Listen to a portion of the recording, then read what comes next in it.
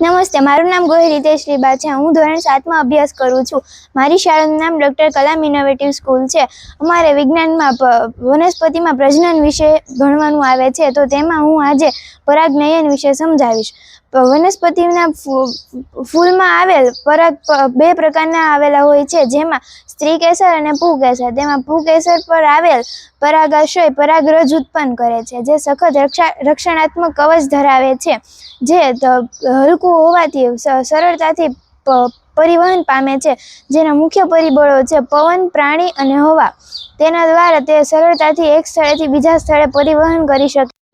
જો તે જ છોડના અન્ય પુષ્પો ઉપર કે તે જ પુષ્પના સ્ત્રી કેસરના પરાગાસંગ ઉપર સ્થાપિત થાય તો તેને સ્વપરાગનયન કહે છે. જ્યારે તે અન્ય છોડના તે જ પ્રકારના અન્ય છોડના પુષ્પના પરાગાસંગ પર સ્થાપિત થાય તો તેને સ્વપરાગનયન કહે છે.